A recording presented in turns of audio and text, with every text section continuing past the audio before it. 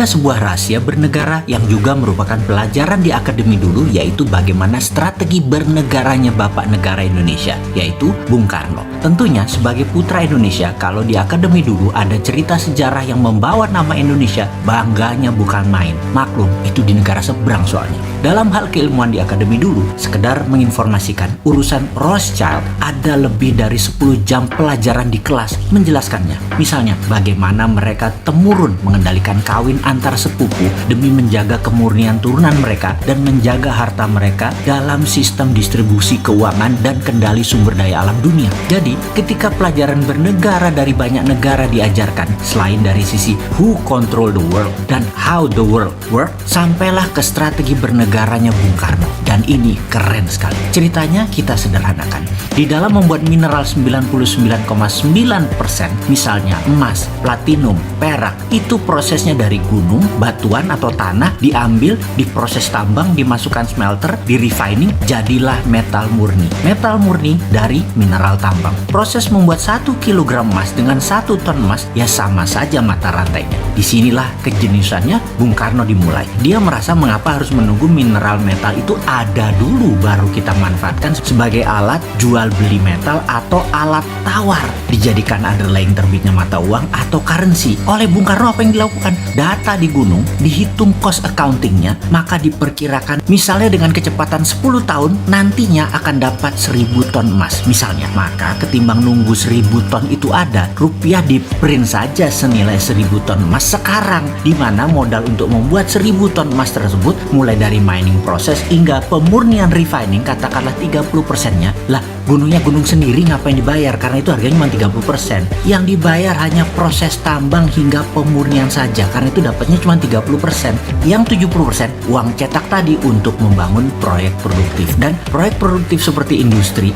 tidak harus di Indonesia, bisa di luar negeri. Proyek industri tadi adalah underlying lapis kedua selain emas dan hasil metal mineral tambang di Indonesia tadi. Dengan ide tadi, maka di tahun 1955 sebagai dasar undangan 50 negara hadir di Indonesia dalam konferensi Asia Afrika, dikatakan bahwa mereka atau kita bersama-sama akan membangun poros tengah negara non-blok, tidak miring ke Soviet, tidak miring ke NATO Amerika. Non-blok akan membangun kekuatan ekonomi dengan porosnya Indonesia dan akan membiayai banyak proyek industri di negara-negara non-blok. Apa yang terjadi? Benarlah hadir pemimpin revolusi dari setiap negara dalam undangan tadi. Tiongkok, India, Pakistan, Mesir, Korea Utara, Kuba, semua tokoh revolusioner semua mengharap dukungan Indonesia. Bayangkan ada Nehru, Gamal Abdul Nasser, Bhutto, Mao, dan tokoh legendaris dunia lainnya hadir di Bandung, kota kecil dari negara yang baru 10 tahun merdeka. Saat itu, ide jenius Bung Karno mempesona dunia. Indonesia akan membiayai negara non-blok ekonominya tadi.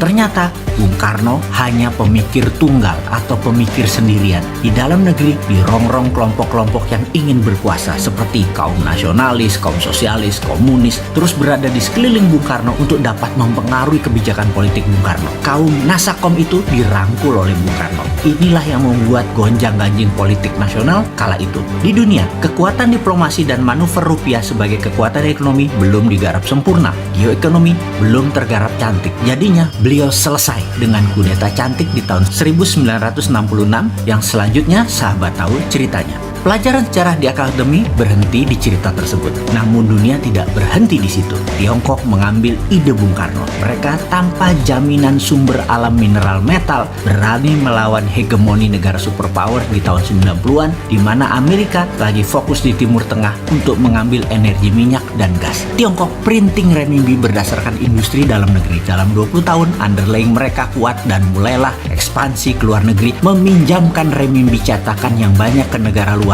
dengan nama obor, One Belt, One Road. Lebih sempurna rencana Tiongkok bukan hanya meminjamkan renminbi, tetapi juga teknologi, peralatan permesinan, tenaga kerja, semua harus dari Tiongkok. Sempurna rencana mereka jauh lebih baik daripada rencana awal Bung Karno. Ide Bung Karno jenius, tapi anak cucu dan putra bangsa nggak paham akan geopolitiknya Bung Karno. Strateginya mudah dibaca waktu itu dan mudah dipatahkan terpecahkan karena Bung Karno sendirian. Sekarang, mengapa kita tidak sempurnakan lagi ide Bung Karno, ide Patih Gajah Mada, ide Tiongkok dengan menggunakan sumber daya alam dan rupiah? Beranikah kita melakukannya? Sekarang kita tidak boleh terjebak obor Tiongkok lagi dan permainan hutang serta bunga IMF Amerika. Kita harus bermain cantik di antara dua kekuatan. Dengan kekuatan mineral root, kita mengingatkan jangan miring ke Amerika, jangan miring ke Tiongkok. Saat ini kita miring ke salah satu sisi. Kita tidak netral lagi. Kita bisa dilihat menyalahi amanah undang-undang sebagai negara netral, negara bebas aktif. Dan informasi ini hanya mengingatkan, gunakan lebih dari satu hati di dalam mengelola negara. Hati-hati.